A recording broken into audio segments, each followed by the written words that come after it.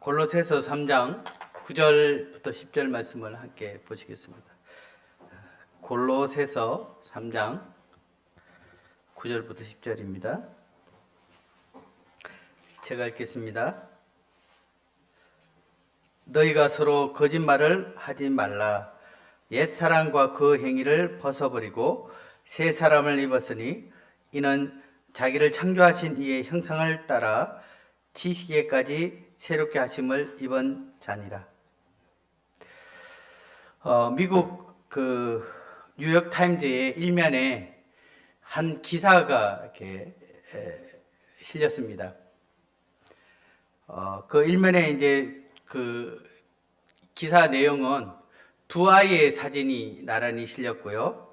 이 한 아이는 미국에서는 이제 영어 철자 맞추기 대회라는 것이 있는데 영어 철자 맞추기 대회에서 우승을 한 아이고, 한 아이는 살인죄로 기소가 되어 곧 감옥에 갈 것에 대한 내용이었습니다.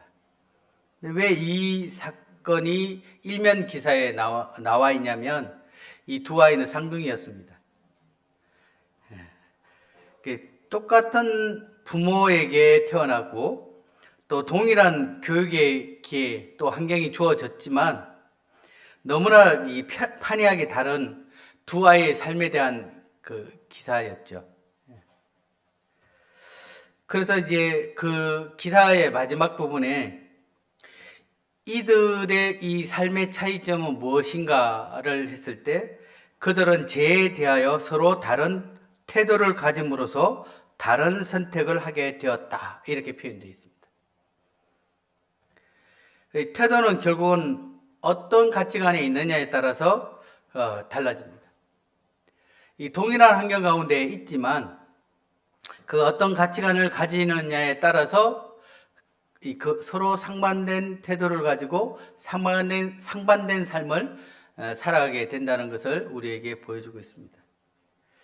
올해 이제 슬로건이 이 어둠의 일을 벗고 빛의 갑옷을 입자라고 되어 있는데요. 이것을 다른 표현으로 보게 되면 오늘 말씀처럼 옛사람과 그 행위를 벗어버리고 새 사람을 입는다라고 표현한 것과 같은 것입니다. 구원받았다라는 것은 방금 이야기했듯이 옛사람의 본성과 제약된 행위를 벗어버리고 새 사람을 입는다는 것입니다. 분명히 이 골로새 말씀을 통해서 이 사도 바울은 이 구원받은 우리가 벗어야 될 그 두 가지를 방금 이야기했듯이 옛사람입니다. 옛사람. 나 때는 옛날에는 이런 부분들을 이야기하는 것이 아니라 옛사람이 가지고 있는 이 본성을 이야기하고 있고요. 그 다음에 그 본성으로 이어지는 옛사람의 행위, 습관, 간습, 이렇게 어떤 그러한 것들을 이야기하고 있습니다. 그래서 제 지배를 받았던 그 옛사람의 그러한 본성과 그 행위를 벗고 이 새 사람을 입어라. 여기에 말씀을 보게 되면 10절에 보게 되면 새 사람을 입었으니 라고 되어 있고요. 이는 자기를 창조하신 이의 형상을 따라 지시기에까지 새롭게 하심을 입은 자니라 라고 얘기합니다.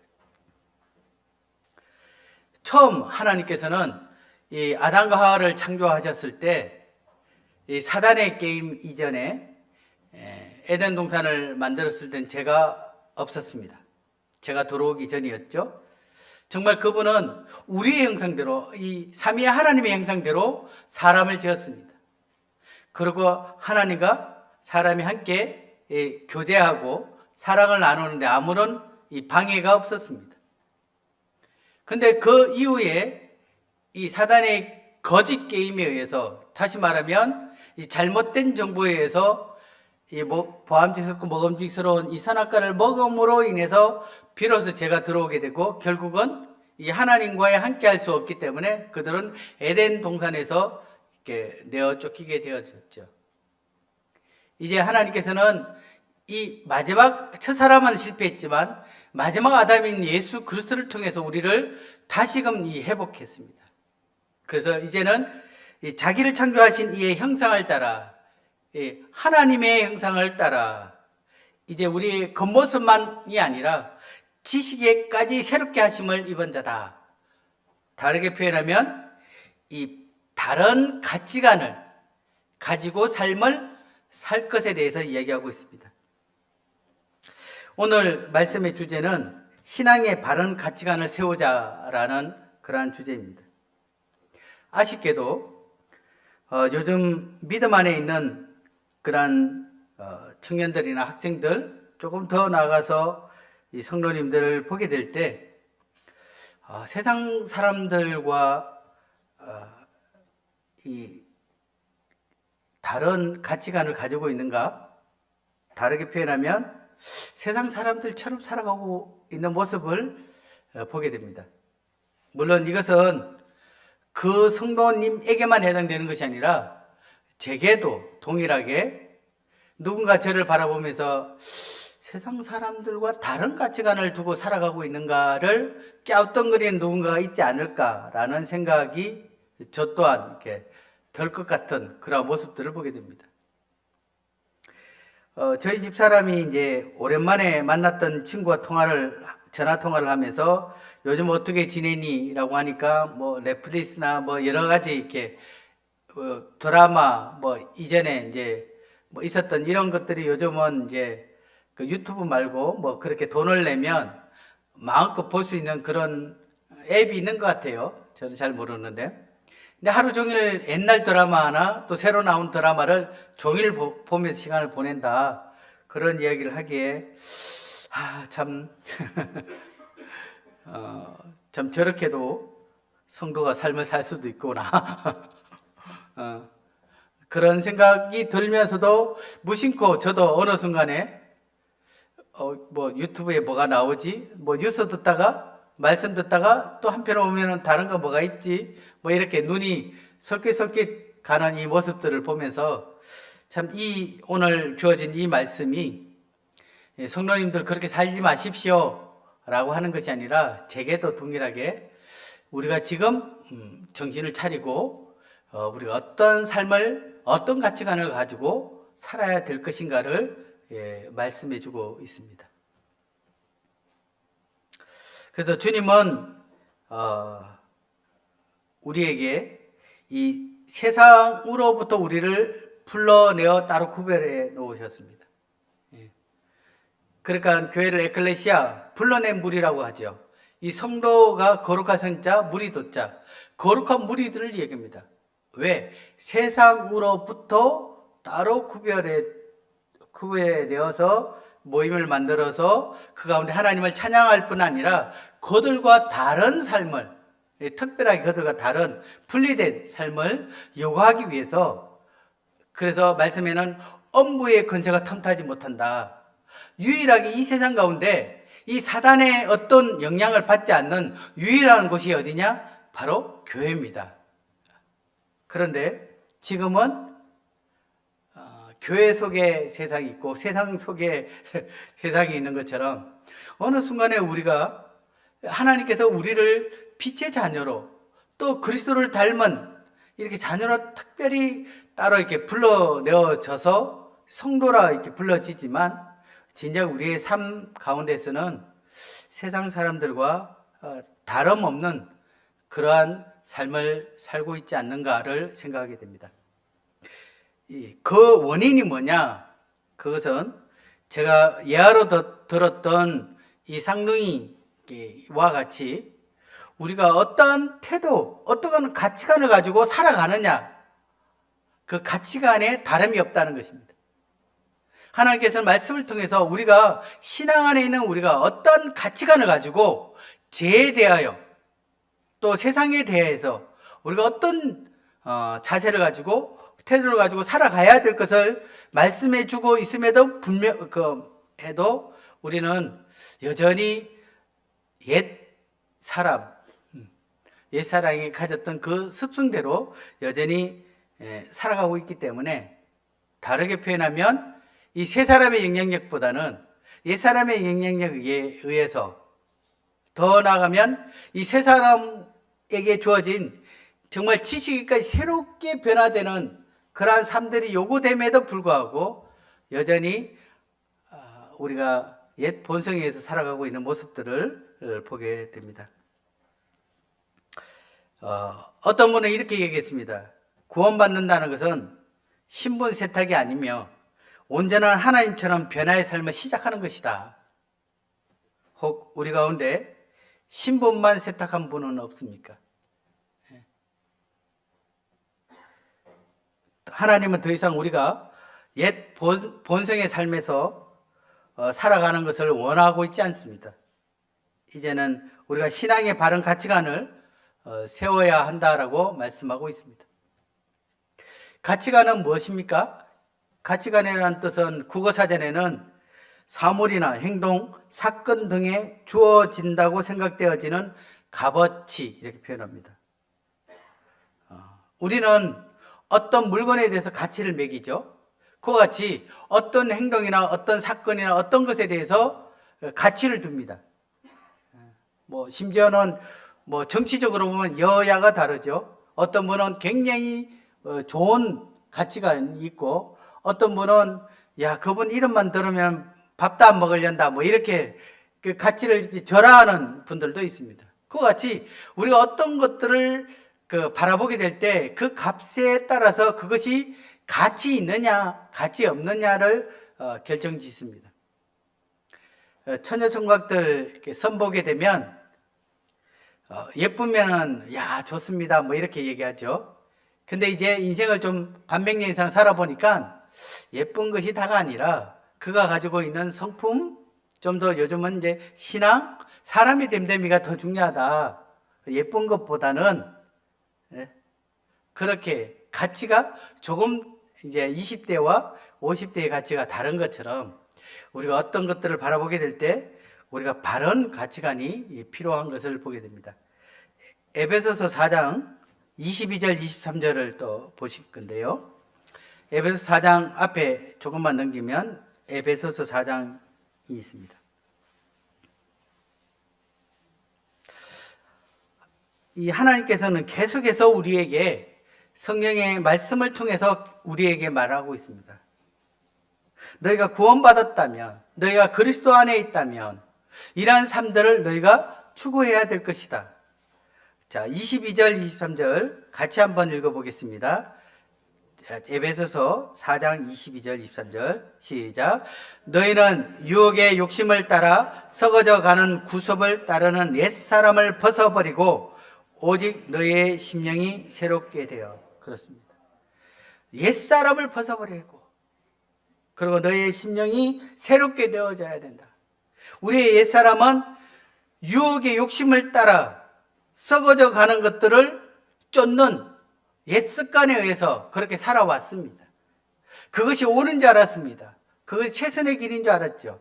근데 이제 하나님의 말씀을 통해서 우리가 그것이 얼마나 잘못된 가치관에 의해서 이루어졌다는 것을 알게 되고 여기의 말씀처럼 심령이 새로워져서 다른 바른 성경의 기준점이 되어지는 그런 가치관을 가지고 삶을 살아야 될 것을 이야기하고 있습니다.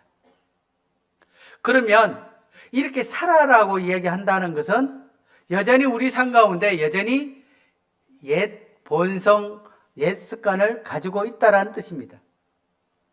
여기서 이제 저희가 이제 예수님을 믿게 되면 우리의 신분과 또 우리의 상태에 대해서 이제 좀 말씀을 드려야 좀 이해가 되는데요. 우리는 예수님을 믿게 될 때 분명한 의인의 신분으로 인쳐졌습니다. 이것은 어떤 것으로도 바뀌어지지 않습니다. 이게 구원 받았으면 우리의 구원은 잃어버리거나 또 소멸되지 않습니다. 성경에 분명히 구원받으면 우리의 신분이 하나님의 자녀요, 의인이요 라고 분명히 말씀하고 있습니다. 그런데 우리의 이 땅의 상태는 하루아침에 슈퍼맨의 원더우먼으로 바뀌어지지 않았습니다. 우리의 삶 가운데 여전히 옛 본성과 또 옛 습관을 갖고 있는 이 공존하는 그러한 상태입니다. 고등학교 입학 입학한 친구가 이 교복은 입었지만 입학하는 날 신분적으로는 고등학생이지만 상태적으로는 여전히 중학교와의 그 습성을 벗어버리지 못한 그러한 상태와 같은 거죠. 근데 그가 이제 고등학교 생활을 통해서 점점 고등학생다운 삶을 다워지는 것처럼 우리가 이 땅에서 구원받은 이후에 이 하나님 말씀과 또 교회를 통해서 양육을 통해서 점점 더 그리스도인다운 삶을 우리가 살게 되고 또 언젠가는 이 주님 앞에 서게 될 때 우리의 신분, 의로운 삶과 의로운 신분과 또 우리의 삶이 일치가 되는 그러한 이 성화되고 영화로운 그러한 삶이 되어질 것입니다. 그러면 이제 주님 오시기 전까지는 우리는 주님을 닮는 그러한 삶들을 계속해서 그리스도다운 삶, 그리스도인이 되겠죠. 그런 삶들을 우리는 계속해서 추구해 가야 될 것입니다. 우리는 두 가지를 통해서 정보를 얻게 됩니다. 아니, 저희뿐만 아니라 모든 세상 사람들이 하나는 이 거짓의 아비인 사단으로부터 세상적 정보를 얻게 되고요. 또 하나는 진리의 말씀인 하나님을 통해서 이 성경 말씀을 통해서 정보를 얻게 됩니다. 근데 이 잘못된 정보를 갖게 되면 어떤 것은 굉장히 가치가 있음에도 불구하고 가치 없는 것으로 여겨지고 어떤 것은 가치가 없는데 가치 있는 것으로 여겨집니다. 이 사단은 그것을 뒤바꿔 버린 거죠. 그래서 이 땅에 있는 것들이 영원할 것처럼 또한 우리가 쫓고 있는 그러한 것들이 정말 인생의 최고의 어떤 경점에 이르는 것처럼 그렇게 우리에게 말을 합니다. 왜 공부하느냐? 좋은 대학을 가고 좋은 대학을 가서 취직을 하고 취직을 해서 아름다운 아내를 얻게 되고 또 집도 사고 그렇게 해서 성공한 거야 라고 하면서 끊임없이 그것을 향해서 나아가도록 하죠. 근데 주님은 어떠합니까? 물론 우리가 주어진 이 최선을 다해 그러한 학생은 공부 또 직장인은 직장 내에서 우리가 충성되게 그 일을 해야 될 필요는 있습니다. 결코 게으름은 하나님 앞에 아름다운 덕목이 아닙니다. 근데 그것이 목적이 아닙니다. 우리의 진정한 목적은 주님을 우리 삶 가운데 온전히 영광을 드러내는 것이 우리의 삶의 목적이고 그 과정에 우리가 공부도 잘하고 또 열심히 또 합당한 직장을 구하게 되고 또 가정을 이루어가는 이 모든 것들이 그 결과가 아니라 가정이 되어야 되는 것입니다. 그래서 하나님께서는 우리에게 이러한 이 거짓의 아비인 이 사단을 통해서 잘못된 그 가치관으로 살아가는 옛 본성에 살아가는 것이 아니라 이제 구원받았다면 이제 하나님의 말씀을 통해서 하나님에 의해서 진정한 올바른 가치관을 가지고 삶을 살아야 될 것을 말하고 있습니다. 빌립보서 3장 19절을 다시 이제 보겠습니다. 빌립보서 3장 19절입니다. 바로 뒤로 넘기면 3장 19절 20절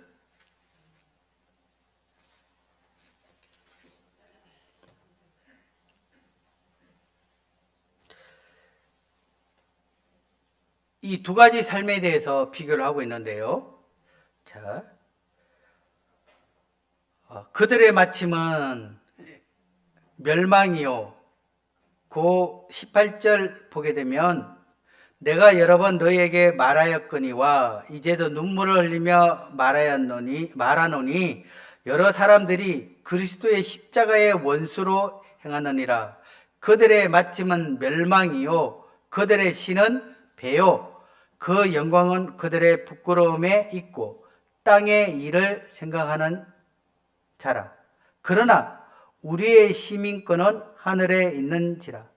거기로부터 구원하는 자 곧 주 예수 그리스도를 기다리노니. 여기에 한 부류의 사람은 그리스도의 십자가의 원수로 행하는 그들의 마침은 멸망이고, 그들의 신은 이 인간의 육체적 욕망이고, 또 그 결과로 그들은 하나님 앞에 부끄러움과 수치를 당할 수밖에 없다라고 얘기하면서, 그들은 하나님보다 세상적인 것, 썩어질 것을 위해 살아가는 땅의 일만 생각하는 그러한 자다라고 표현하고 있습니다. 그러나 우리는 하늘의 시민권이 있는 자고, 또한 하늘로부터 우리를 위해 처소를 입은 우리 주님이 이 땅 가운데 오실 그날을 갈망하고 열망하며 기다리는 그러한 성도들의 삶에 대해서 비교해서 말하고 있습니다. 어떻습니까? 뭔가 마음에 좀 찔림은 없으십니까? 그래, 나는 하나님의 시민권, 하늘의 시민권을 갖고 하나님 앞에 주님을 기다리며 삶을 살고 있어 라고 표현하지만, 실제 내 삶은 여전히 나의 육체적 안락과 또 세상적으로 무엇인가 좀 더 그들에 뒤처지지 않는 그러한 삶들을 살고자 하는 그러한 마음을 갖고 있지 않는지 모르겠습니다.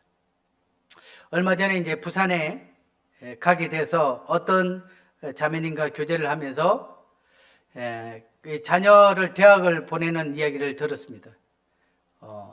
이번에 삼수에서 어느 대학을 들어갔는데, 대학을 들어가기 위해서 이렇게 학원을 보내고 뭐 여러 가지 어떤 일들을 할 때 아유 죽을 뻔했어요 이렇게 그렇게 표현을 하시더라고요. 물론 이제 부모로서 당연히 자녀를 이렇게 밀어주고 또 도와줘야 될 부분들이 있죠. 그런데 곰곰하게 이제 오랫동안 얘기를 할 때 우리의 가치관이 어디에 있어야 되지? 그러면 다르게 표현하면 이 자녀에게 부모는 어떤 가치관을 심어주고 있지? 그래, 너의 성공은 좋은 대학이야. 좋은 대학을 가기 위해서 또 하고 시험을 쳐서 명문 학원을 다녀서 그렇게 해서 그렇게 가야 돼. 이것이 자녀에게 바른 가치관인지. 근데 아이러니하게 그 동생은 이번에 이제 뭐 재수도 하지 않고 단번에 이제 좋은 대학을 가게 되었어요. 하나님이 또 이렇게 도와주시니까 하나님 은혜로 또 이렇게 좋은 대학을 가게 되었습니다. 이렇게 또 이야기를 했어요. 그래서 두 가지 상황이 한꺼번에 한 부모의 입술에서 이렇게 나오는 얘기를 들으면서, 그래, 우리의 가치관이 분명치 않게 되면 이렇게 혼란이 이룰 수도 있구나. 눈은 하늘을 바라보지만 한쪽 눈은 이렇게 땅의 것들을 바라보니까 이게 사팔뛰기처럼 이렇게 신앙이 그렇게 될 수 있구나. 뭔가 이렇게 이 아래 것을 안 보고 위에 걸 보니까 뭔가 내 자녀들이나 나의 어떤 삶이 뭔가 세상으로부터 뭔가 뒤떨어져 가고 뭔가 도태된 느낌이 드니까 또 아래를 쳐다보려니까 양심상 또 위를 쳐다봐야 되고, 이렇게 되니까 한쪽 눈은 위로 한쪽 눈은 아래로 보게 되면서 그러려니까 삐딱하게 걸어지는 우리의 모습이 그러하지 않을까라는 생각이 들었습니다. 이 사단은 끊임없이 우리의 본성에게 이야기하고 있습니다. 시간과 물질을 너의 인생을 위해 투자하라. 그리고 눈앞에 보여지는 이것이 최고의 가치다. 그렇게 열심히 삶을 그것을 향해 바라보도록 그렇게 우리를 끊임없이 우리의 가치관을 흔들어 놓고 있습니다. 근데 하나님께서 우리를 구원하신 목적이 무엇입니까? 이 세상에서 부자 되고 또 박사 되고 또 성공하는 것입니까? 그러면 우리가 아주 이 나를 본받아라 라고 했던 사도 바울의 예를 생각하게 되면 우리는 그가 버렸던 배설물로 버렸던 그 똥을 저희가 다시 주워 담는 것입니다. 그는 주님을 믿기 전에 그의 삶은 어떠했습니까? 우리가 말하는 최고의 명문가, 명문교육, 명문 집안 로마 시민권을 갖고 있는 대단한 사람이었습니다. 근데 그가 주님을 만난 이후에 그리스도를 아는 것이 가장 고귀하고 고상하다, 이거보다 더 귀한 것이 없다 라고 하면서 자신이 갖고 있는 그 모든 것들을 다 배설물로 여겼습니다. 그리고 그리스도를 위해서 때로는 고난을 피하지 않았습니다. 헐벗고 굶주리고 매맞고 무시당하고 그 또한 어떤 것도 가지지 않았습니다. 근데 우리는 사도 바울을 닮아야지라고 하면서 그가 버렸던 것들을 쫓고 있지는 않습니까?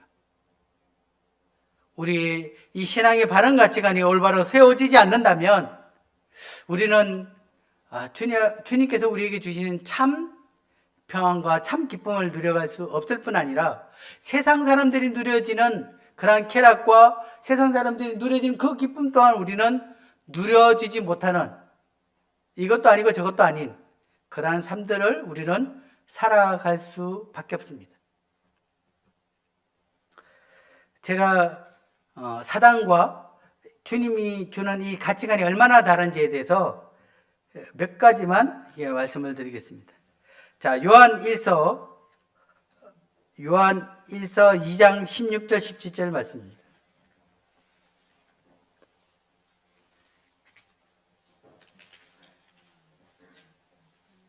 요한 1서 2장 16절 17절.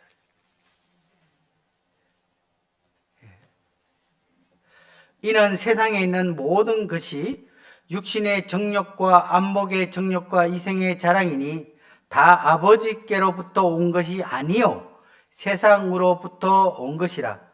이 세상도 그 정욕도 지나가되 오직 하나님의 뜻을 행하는 자는 영원히 거하느니라. 사단은 이 세상에 보이는 것만이 전부이며 그 후에는 아무것도 없다라고 가르치고 눈에 보이는 것, 육신이 원하는 것으로 살라고 합니다. 하지만 주님은 이 세상이 전부가 아니며 내세에 있고 영원한 삶이 있다라고 우리에게 말씀하고 있습니다. 육신을 따라 살게 되면 결국은 남는 것이 하나도 없습니다. 지나가고 다 사라지게 될 것입니다. 하지만 하나님의 뜻 가운데 살아가는 성도는 그 삶이 영원토록 하나님 앞에 남아있게 된다라고 말씀하고 있습니다. 사단의 가치관을 가지고 살아가는 성도들이 있다면 그는 땅을 보고 살아갈 것입니다.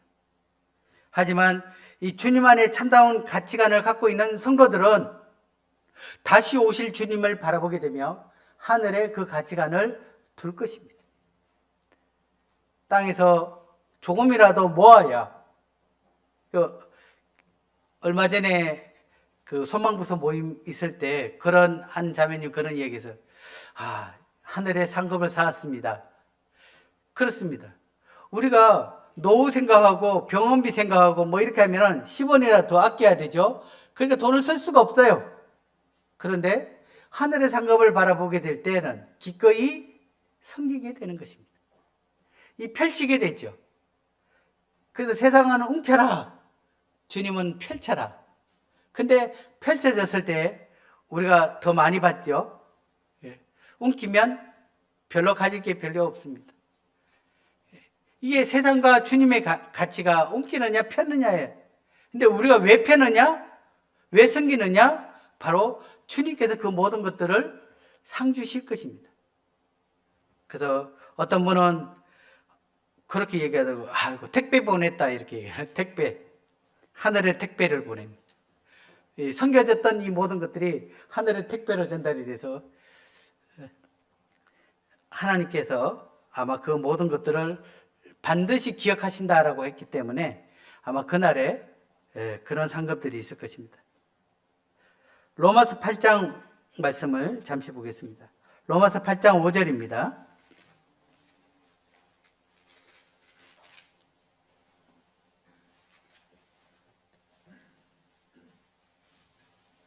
(5절부터) (8절까지) 짧으니까 같이 함께 읽어보겠습니다.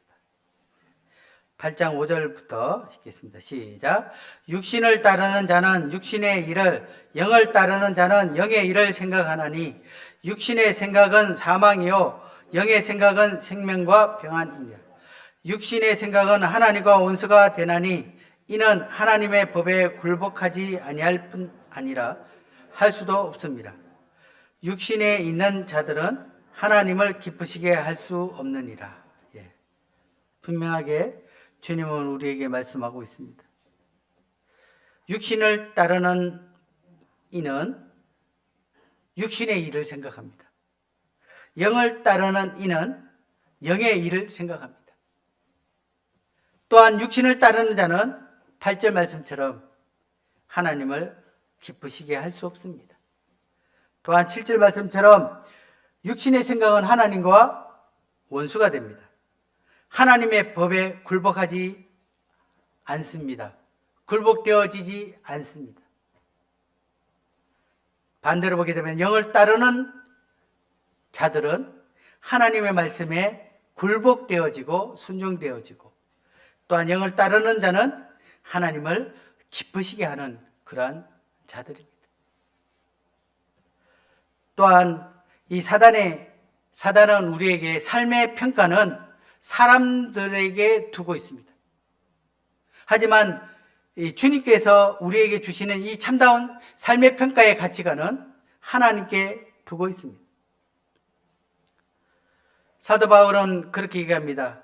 무명한 자 같으나 유명한 자여, 죽은 자 같으나 보라, 우리가 살고 징계를 받는 자 같으나 죽음을 당하지 아니하고, 근심하는 자 같으나 항상 기뻐하고, 가난한 자 같으나 많은 사람을 부유하게 하고, 아무것도 없는 자 같으나 모든 것을 가진 자로다. 참 얼마나 멋진 그러한 고백입니까? 사단은 끊임없이 우리가 하나님을 바라보는 것을 방해하고 있습니다. 가능하다면 우리 손에 하나님의 말씀이 돌려지지 않기를 원합니다. 가능하다면 우리의 마음이 집중되어서 하나님 앞에 기도하기를 원하고 있지 않습니다. 가능하다면 우리가 함께 모여서 하나님을 찬양하는 것을 원하지 않기 때문에 끊임없이 우리가 함께 모여가는 일들을 방해하고 있습니다. 성경은 그것에 우리 자신이 어떤 가치관을 두느냐에 따라서 그것을 힘써야 될 것을 이야기하고 있습니다. 어떠한 친구의 간증을 듣게 됐는데요. 이 친구는 어쨌든 시험을 쳐서 합격을 해야 되는 그런 일인데, 이 교회를 가는 시간이 굉장히 장시간이 걸리다 보니까 이 왕복 3시간 정도 되는 그런 거리였습니다. 공부를 하려면 교회를 가지 않고 시간을 줄여야 되는데, 근데 하나님 앞에 우선순위를 두었을 때 그는 기꺼이 그 왕복 3시간의 시간이 결코 아까운 것이 아니라 하나님 앞에 가장 소중한 시간이었음을 이야기하였습니다. 결국 하나님께서 그에게 지혜를 주심으로 그 결과가 아름답게 되어졌는데요. 그렇습니다. 우리가 어떤 일을 하게 될 때 하나님 앞에 바른 가치관을 두고 하나님으로부터 오는 그러한 말씀이 기준된 그러한 삶들을 살아가게 될 때 하나님께서는 그 말씀대로 우리에게 역사해 주고 그 말씀대로 우리에게 그 결과를 보장해 주십니다. 먼저 그의 나라와 의를 구하라. 그 삶의 우선순위가 분명하게 될 때 하나님은 이 모든 것들을 너에게 더하시리라 라고 말씀해 주셨습니다. 저희 아이들도 대구 있을 때 왕복 주일날은 문경에 오게 했으니까 어떨 때는 왕복 6시간이 걸리더라고요. 차를 갈아타고 오고 하는데 편도 3시간 이상. 근데 참 주님 앞에 그 우선순위가 저는 분명해야 된다고 생각합니다. 또 아이들 또한 그것을 인정을 해 주었기에 왕복 6시간 동안 오가는 그 시간이 물론 낭비일 수도 있고 허비일 수도 있지만 그것은 주님 앞에 굉장히 참 저는 이 예배를 드리기 위해서 너희 평생에 왕복 6시간을 예배 드리기 위해서 시간을 소요했다는 것은 굉장히 가치 있는 것이다. 소요되는 모든 경비뿐만 아니라 그 모든 것들을 하나님께서 은혜 가운데 채워주실 것이다 라고 얘기를 한 적이 있었는데요. 그렇습니다.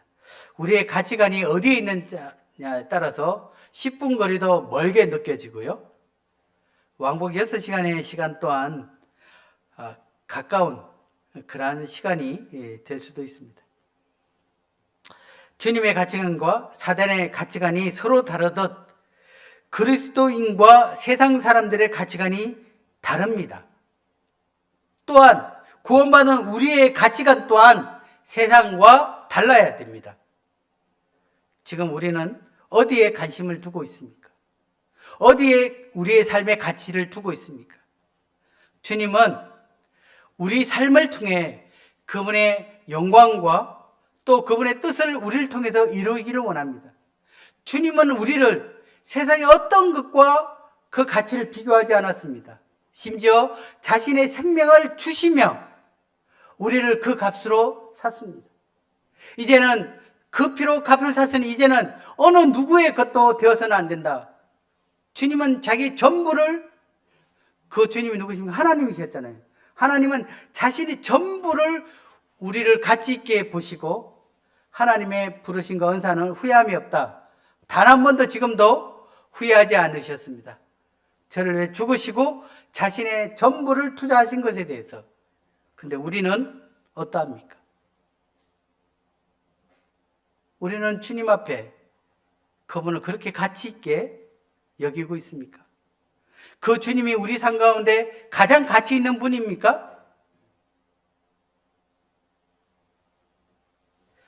이제 마지막으로 한 말씀 보고 말씀을 정리할까 합니다. 히브리서 11장입니다.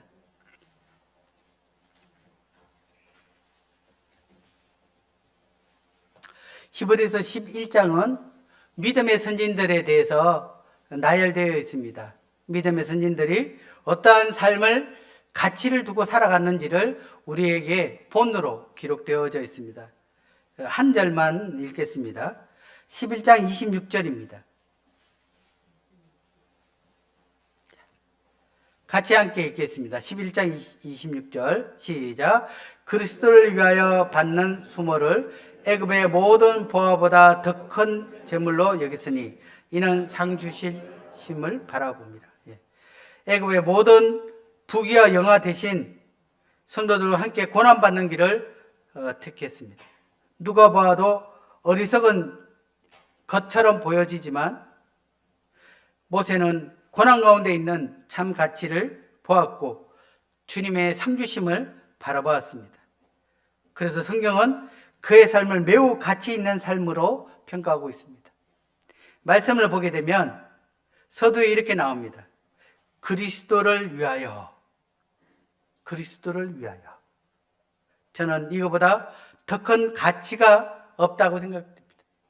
우리가 그리스도를 위해서 살아가는 것, 그리스도를 위해서 죽는 것, 그리스도를 위하여 우리의 모든 성김들, 그리스도를 위하여 공부하는 것, 그리스도를 위하여 직장 생활하는 것, 그리스도를 위하여 자녀들을 양육하는 이 모든 것들, 이거보다 더 큰 우리의 가치관이 저는 없다고 생각합니다. 너희가 먹든지 마시든지 무엇을 하든지 그리스도를 위하여 그분의 영광을 드러내는 삶을 사도 바울은 가장 가치 있는 삶으로 여겨졌던 것처럼 특별히 구원받은 저희들이 정말 이 바른 가치관을 가지고 세상 사람들과 비교하지 않고 그리스도를 위하는 또 그리스도가 우리 삶에 가장 우선되어지는 그러한 삶이 되기를 바랍니다. 우리가 어떤 것에 가치가 있게 될 때 그곳에 시간과 물질과 어떤 것들을 투자하듯 그리스도를 위하여 투자되었던 이것은 결코 낭비가 아닙니다. 그날에 가게 되면 그것이 얼마나 가치 있었던 삶인가를 깨닫게 될 것입니다. 우리가 주님은 우리에게 특별한 것들을 우리에게 요구하고 있지 않습니다. 바로 세상 사람들과 다른 그리스도를 위하여 살아가는 그 삶의 가치관을 우리에게 요구하고 있고, 또한 그날에 주님 앞에 서게 될 때 우리의 삶에 대해서 그분께서 평가하게 될 것입니다.